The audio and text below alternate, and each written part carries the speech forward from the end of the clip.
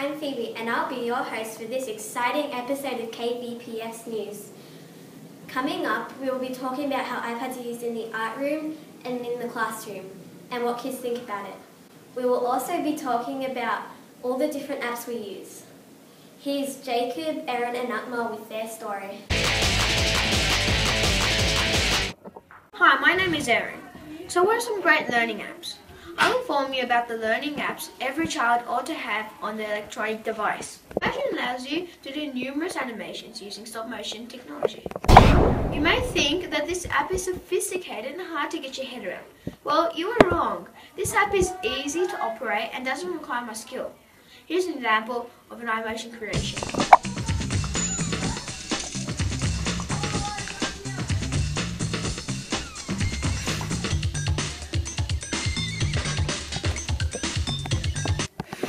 iMovie lets you create movies and trailers anywhere with your device. With numerous videos, you can join these to make a movie. Who knows? This might be the start of a new career in film business. Let's check out a child's work.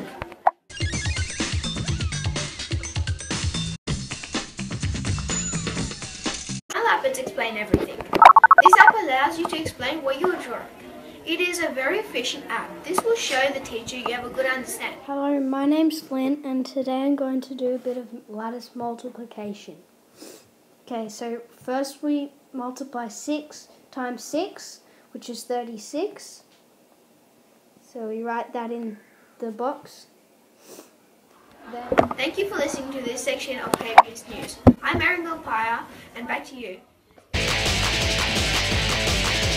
Thank you Erin and Jacob for that very interesting story. Now here's Erin with 5 iPad settings that you can't live without. Settings is the brain of your iPad.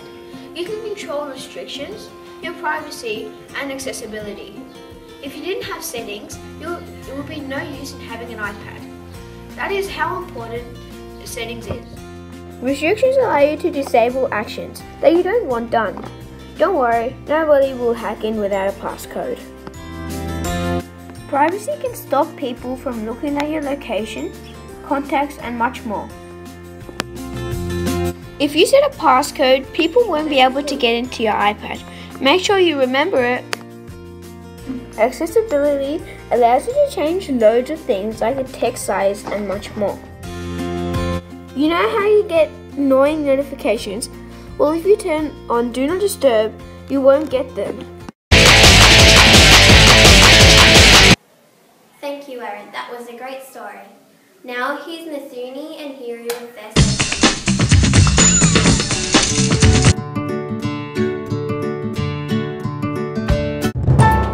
This is Nathani and Hiri reporting live from KVPS. We all have to admit that as kids we do game a lot on the iPad, but what you think is happening is not. Have you ever wondered what goes on behind the screen, such as decision making, problem solving and cooperating with each other? Let's have a look at a really amazing animation and talk to the creator of it.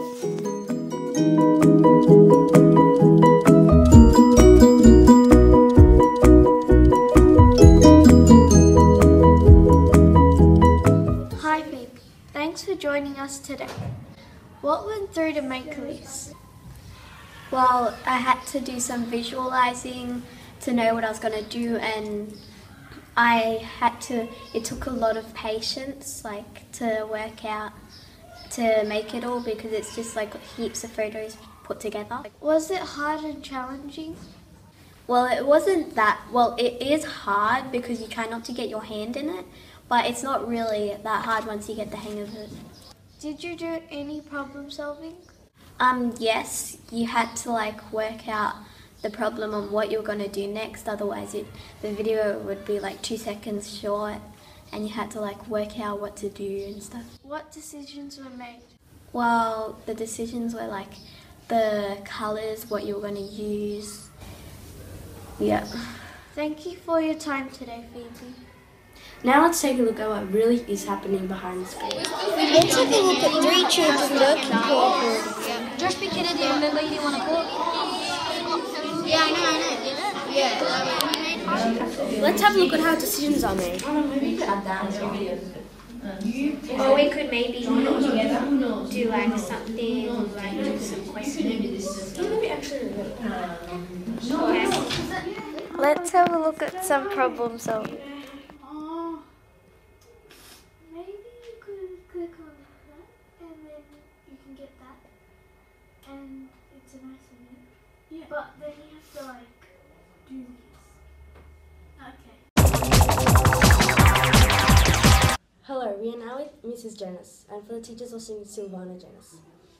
First of all, I would like to ask you a couple of questions if you don't mind. I don't mind at all, Hero. So what value do you think the iPads have in terms of learning?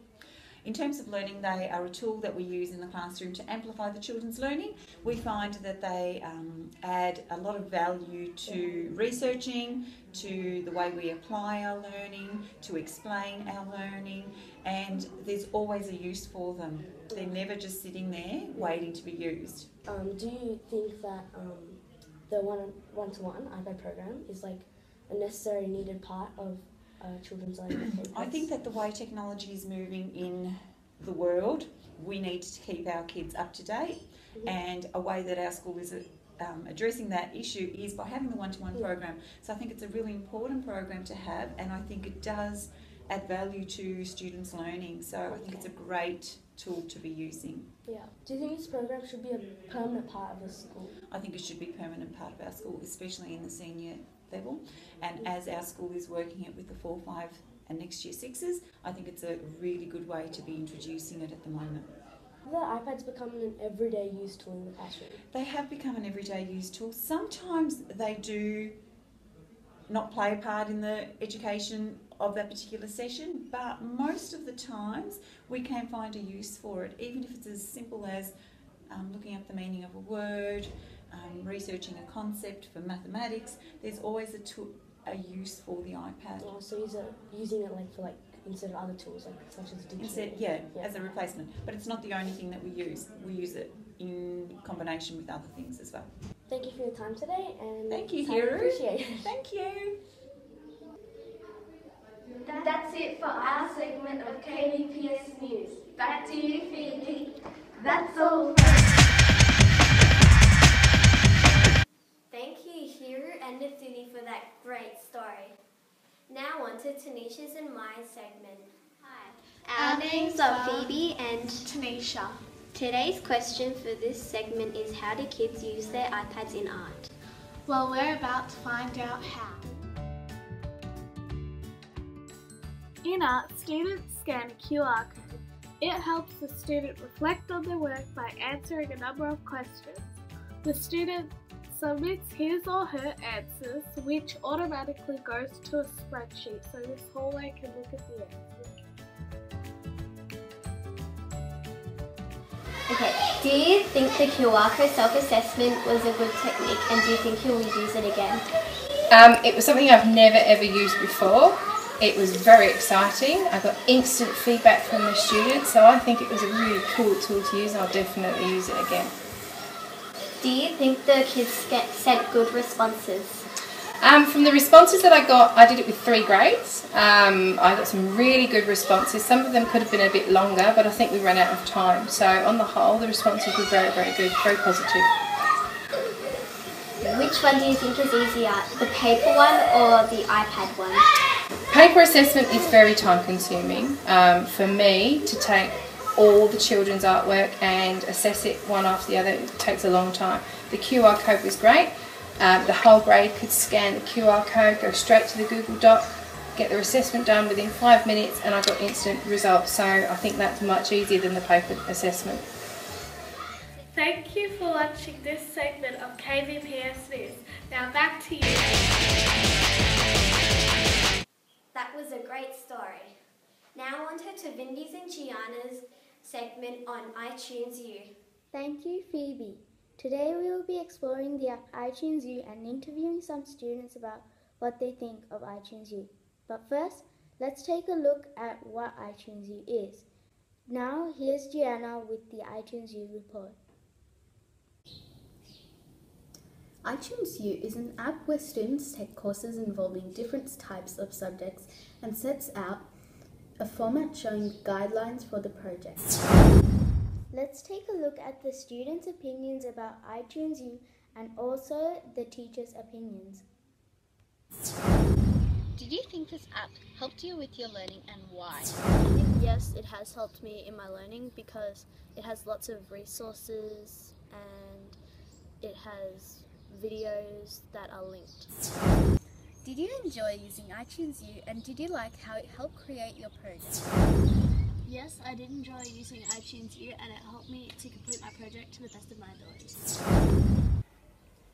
Did you think this app helped you with your learning and why?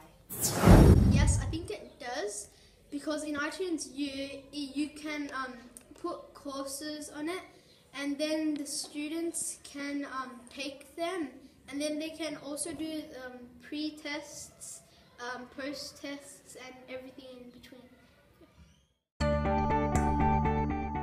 Recently, the grade 5 students completed an iTunes U course on Earth and Space. The course had activities, resources, and assessments for the students to complete. By the end of the project, each student had created an interactive ebook, which was shared with teachers and peers.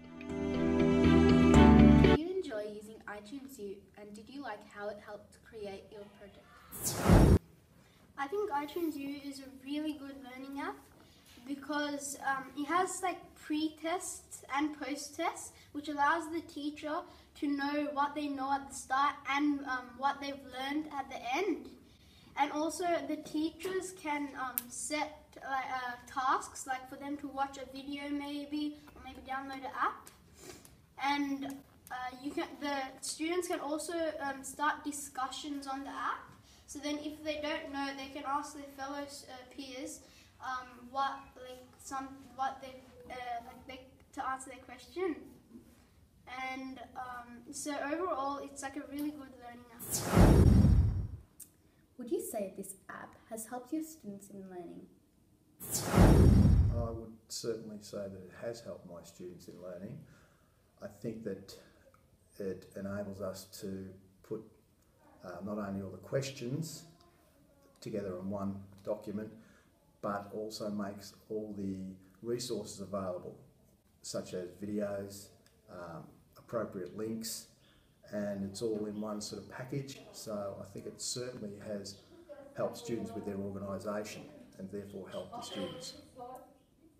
Do you like the way iTunes U helps students in their learning and how? Well, I would recommend it for students for the reasons that I've just said, really, is that it enables them to have everything all on the iPad, and therefore wherever they go, provided they have internet access, they can access all the videos that they require, all the websites, so they can all the assignment is packaged together, and plus they can also at the same time record all their information on the iPad. Back to you in the studio.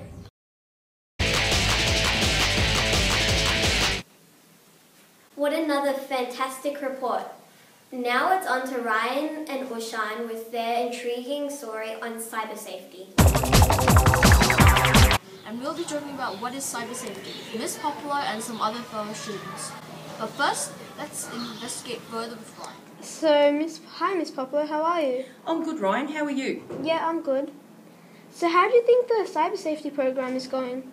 It's going really well. This term we've been working with the grade ones and we've seen them working on iPads, which has been really exciting. They've been going on ZipEp's Astro Circus. Also, we're finding that all the information that they're learning at school and about how to stay safe online, they're taking home to their families, and they're actually implementing some of those safety issues at home. We're seeing a lot of more respect online between students when they're emailing or going on chat lines. So we're actually seeing a lot of improvement, a lot of all the information that we're teaching them, all the strategies that we're teaching them, we're actually seeing them coming out through the use of technology in the school. Do you think there are any flaws in your program? We started off with a program 3 years ago and we're forever changing that program. We're adding to it, we're updating it. I also asked teachers for feedback in regards to how they felt the program went and whether it was pitched to the information was pitched correctly for the kids. So we're forever changing the contents, and of course, as you know, technology is forever evolving. So we've got to actually also teach new information as it's coming through, or about apps that are coming out continually, new apps. So it's about forever changing the program. It's not a program that once you do it, it stays like that. You continually have to move with technology. They're progressing really well. We're seeing through the use of iPads in grade 4 and 5, we're seeing that the children are using all those strategies that we've given them about keeping safe online, and also being respectful towards each other online, and also about the use of technology, using it as a tool to support their learning, which is really great. So we're seeing all these different pieces of information, learnings and strategies coming through in their everyday use of technology, not just in technology but also offline as well as online. So, do you think you can improve the program? If so, how? After we've actually run a session or the unit of work, we actually come together with the teachers and the students and we talk about what they liked about the program and what needs improving. So, like I said before, there's constant changing and adding to the program, keeping up with technology that is forever changing. And the children we also ask the children to give us feedback. And we get a fair amount of feedback when we do the learning intention and the success criteria. We see what the children are actually learning, and we're seeing that in their use of technology. So that's what the teachers think. Now let's see what the students think.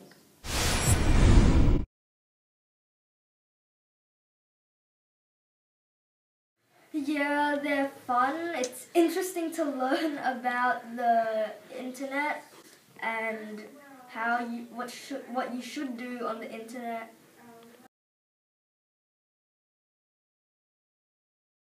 It's good for the children to learn on it, and it's educational. And when you're gonna get when it's cyber safety, it's good because it's electronic and yeah.